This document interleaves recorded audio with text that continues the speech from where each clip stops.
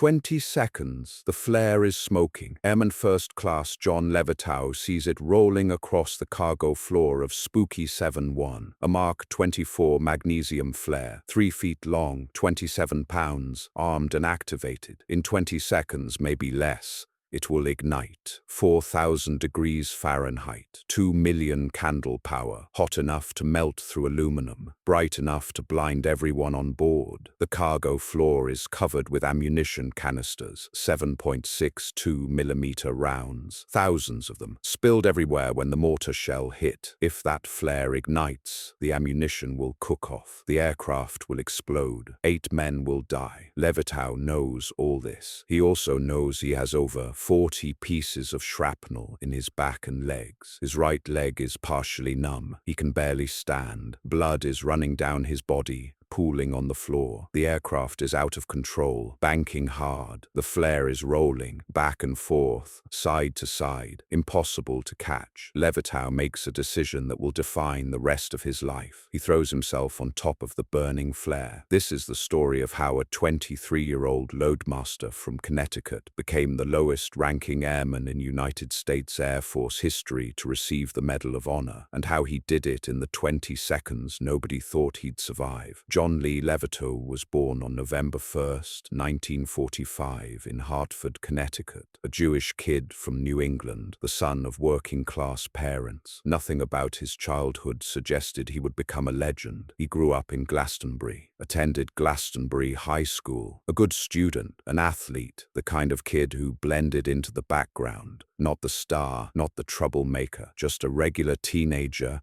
trying to figure out his future. In 1966, at 20 years old, Levitow made a decision. He wanted to serve. He walked into a recruiting office with every intention of joining the United States Navy. Then something changed his mind. Maybe the Air Force recruiter was more persuasive. Maybe the idea of flying appealed to him. Maybe it was simple fate. On June 7, 1966, John Levitow enlisted in the United States Air Force. The Air Force assigned him to civil engineering, groundwork, construction, not what he'd imagined when he joined. Levitow wanted something different, something more. He applied to cross-train into a new career field, loadmaster, the enlisted crew member responsible for cargo operations on transport aircraft, loading, securing, managing everything that went on and off the plane. The Air Force accepted his application, sent him to loadmaster school. Levitow absorbed everything, weight and balance calculations,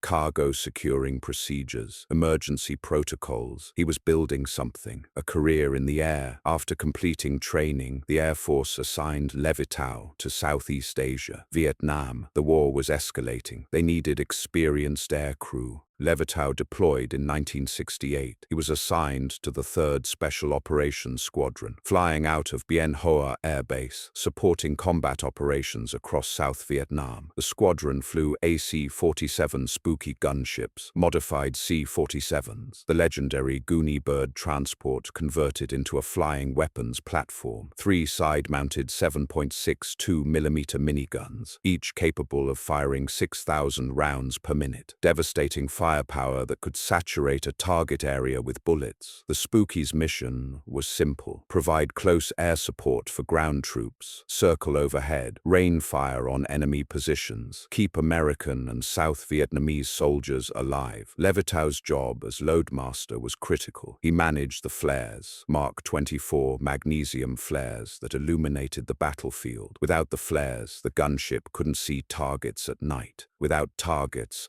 the miniguns were useless. The procedure was straightforward. Levitow set the ejection and ignition timers, armed the flare, handed it to the gunner. The gunner held it with his finger through the pull ring attached to the safety pin. When ready, the gunner pulled the pin, tossed the flare out the cargo door. 10 seconds later, an explosive charge deployed the parachute. 10 seconds after that, the magnesium ignited. Simple, routine, safe, as long as nothing went wrong. Levitow flew mission after mission, over the jungle, over rice paddies, over battlefields where American soldiers were fighting for their lives. By February 1969, he'd flown 180 sorties. Combat missions, real combat. Not training, not exercises. He was experienced, confident, good good at his job, the kind of airman commanders trusted. On February 24, 1969, someone needed a fill-in loadmaster. The regular guy couldn't fly. They asked Levitow if he could cover the mission. Sure, Levitow said, no problem. He grabbed his gear, walked out to Spooky 7-1, climbed aboard. Just another night flight, just another mission. Number 181. The crew of Spooky 7-1 consisted of 8 men. Major Kenneth Carpenter, the pilot, navigator William Platt, other crew members whose names would become forever linked to Levitow's. They took off just before sunset, February 24,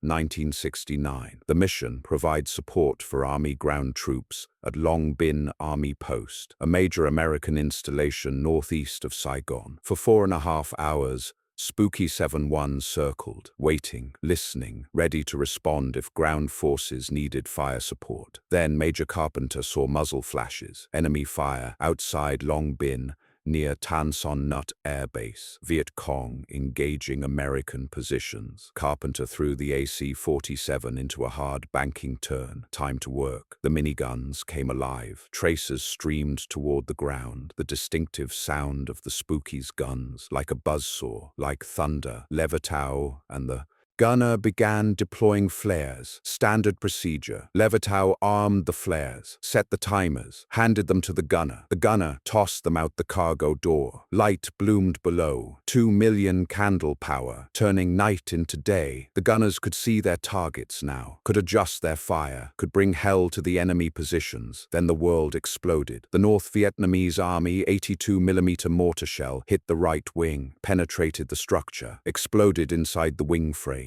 The blast was catastrophic. It ripped a hole 3 feet in diameter through the wing, sent thousands of metal fragments tearing through the fuselage. Over 3,500 holes. The aircraft was shredded. In the cargo compartment, the explosion slammed every man against the floor and bulkheads. Levitow felt like he'd been hit by a 2x4. The concussion, the shockwave, the sound. He couldn't hear, couldn't think, couldn't process what had just happened. Then the pain hit. Over 40 pieces of shrapnel. In his back, in his legs, in his arms. Burning, tearing, blood running hot down his body. Around him, the other crew members were down, all wounded, some worse than others. The cargo compartment was chaos, smoke, blood, screaming. Levitow staggered to his feet. His right leg wouldn't work properly. Partial loss of feeling, shrapnel damage. He could barely stand, but he stayed upright. The aircraft was banking hard, out of control. Carpenter was fighting to keep it in the air. The controls were damaged, hydraulics compromised, every instability magnified. Levitow saw one of his crew members, down, bleeding heavily. He stumbled forward, grabbed the man, started dragging him away from the open cargo door, away from the edge, away from the death that waited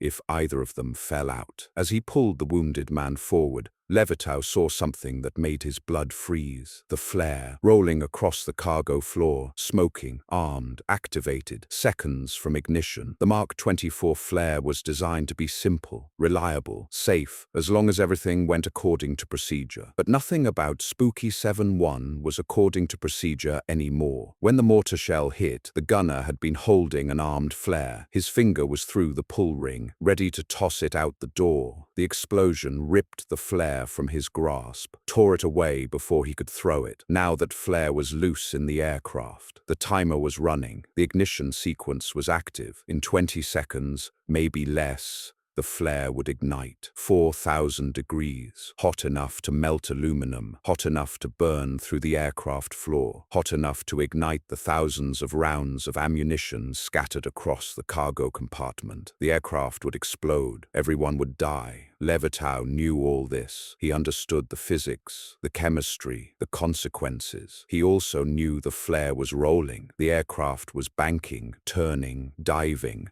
climbing, out of control. The flare slid back and forth across the tilting floor. Impossible to predict, impossible to catch. His right leg was partially numb. He'd lost blood. He was in shock. His hands were slippery with blood. Every rational calculation said there was no way to reach that flare, no way to grab it, no way to throw it out before it ignited. Levitow decided rational calculations didn't matter. He lurched forward, stumbling, half crawling, moving toward the smoking blinding flare. He reached for it, tried to grab it. His hands couldn't grip. Too much blood, too slippery. The flare rolled away. The aircraft banked again. The flare rolled back toward him. Levitow reached again, missed again. 10 seconds, maybe less. The flare was going to ignite. Right here, right now, in the middle of a cargo hold full of ammunition. Levitow made his decision. He threw himself bodily on top of the flare. The flare was 3 feet long, 27 pounds, burning at the core, getting hotter by the second. Levitow wrapped his arms around it, hugged it to his chest, felt the heat through his flight suit, felt the metal cylinder pressing against his wounded body. Then he started dragging himself toward the cargo door. The aircraft was still banking, still turning. The floor was angled. Levitow had to crawl uphill, against gravity, against the aircraft's movement, against his body's limitations. His right leg wouldn't work. He used his left leg, his elbows, his chin, anything to move forward, inches at a time. The flare clutched to his chest, getting hotter, burning him. He could smell his flight suit beginning to scorch. 5 seconds, maybe less. The cargo door was 20 feet away. Might as well have been 20 miles. Levitow kept crawling, blood trailing behind him, a streak across the cargo floor that would tell the story later. That would show what he'd done, how far he'd come. 10 feet, 5 feet, 3 feet, the edge of the cargo door. The opening, the night sky beyond. Levitow summoned every ounce of strength, every bit of determination, every fragment of will that kept him conscious and moving. He pulled the flare away from his chest, held it out, threw it with everything he had left. The flare tumbled through the cargo door, out into the night, away from the aircraft, away from the ammunition, away from the 8 men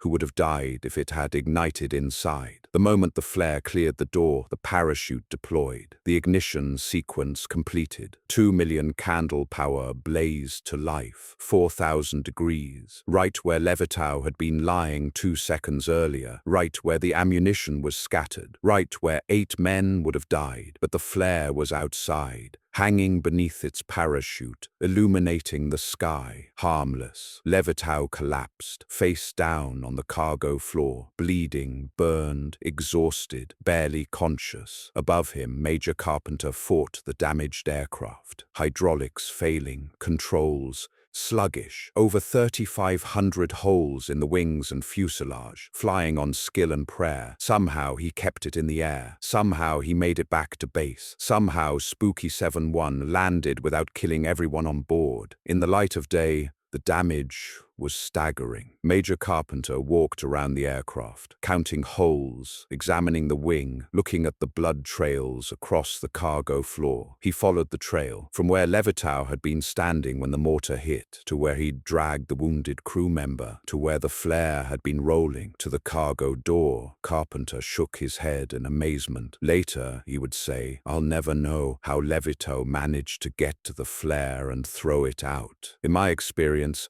I have never seen such a courageous act performed under such adverse conditions." Levitow spent 2.5 months in the hospital, recovering from over 40 shrapnel wounds, burns from the flare, the concussion, the blood loss, the trauma. The doctors said he was lucky to be alive. Levitow said he was lucky the flare didn't blow inside the aircraft. When he recovered enough to fly, Levitow went back to work. He flew 20 more missions, completed his tour, returned to the United States in August 1969. He was promoted to sergeant, transferred to Norton Air Force Base in California, became a loadmaster on C-141 Starlifters, finished his enlistment quietly, no fanfare, no recognition beyond his crew. Then someone told the story, someone wrote it down, someone submitted the paperwork. On May 14, 1970, President Richard Nixon held a special ceremony at the White House, Armed Forces Day. 12 Vietnam veterans were there to receive the Medal of Honor, 5 from the Army, 3 from the Navy, 2 Marines, 1 Air Force officer, and 1 24-year-old Air Force sergeant who'd thrown himself on a burning flare to save his crew. President Nixon placed the Medal of Honor around John Levitow's neck. Read the citation, every word documenting those 20 seconds in the cargo hold of Spooky 7-1. Sergeant Levitow, by his selfless and heroic actions, saved the aircraft and its entire crew from certain death and destruction. Levitow stood at attention, the lowest-ranking airman in Air Force history,